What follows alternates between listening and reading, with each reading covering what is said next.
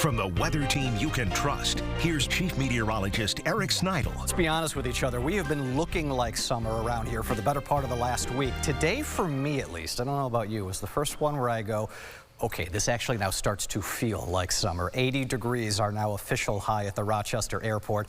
Want to mention this here too, not that there's a ton of folks that are going out there and doing this, but our humidity is so low this afternoon, that air is so dry.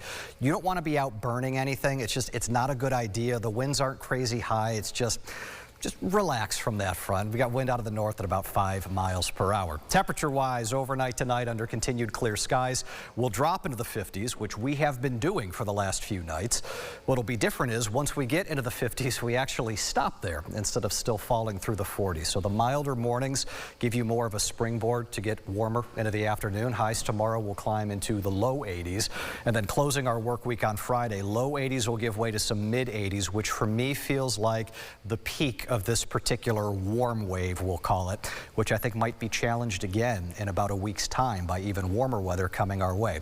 I teased you with maybe some northern lights potential tomorrow, so here's the deal. If you watch us with any capacity here over the last couple of years with the auroras and the northern lights, you know these forecasts are so fickle.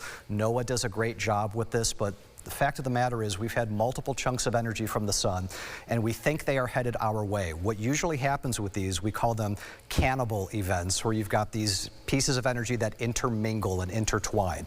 Sometimes it makes the storm a little bit stronger, but usually what it does is make the overall forecast a bit more complicated and more uncertain.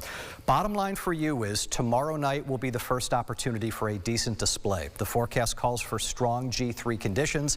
In my experience, when we do G3, we have no trouble seeing the northern lights, which would include just with the naked eye, but especially with cameras. It's just a matter of, does this stuff get here tomorrow night? If it's late and it turns into a Friday night affair, I'm not sure we're going to be granted the same view with cloud cover starting to come back in. Right now, life is great with that clear sky.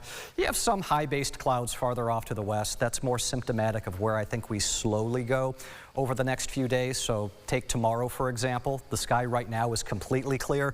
Tomorrow it'll be slightly more filtered with a bit of cirrus clouds. We're still in the low 80s. More than slightly on Friday, especially later in the day. And then especially Friday night, that cloud cover becomes a little bit more prohibitive to be able to be afforded a view. Showers and a few storms will be around on Saturday, particularly into the afternoon. In the peak heating of the days, that air becomes a touch more unstable, which is why I've got the rain chance higher on Saturday and much lower on Sunday. Cooler and drier on Sunday. Overall, a pretty nice day here. About a week from now, there's so many folks and enthusiasts who are looking forward to this. The Union Pacific's big boy, number 4014. First pit stop in Ripley on Tuesday, Buffalo on Wednesday. It'll cross through Letchworth and Hornell on Thursday. Forecast right now looks like highs will be in the 80s. Generally dry conditions, not just in those 4 spots, but I think here too, dare I say, are we actually now like in real summer? I think we might. It's coming. It's here.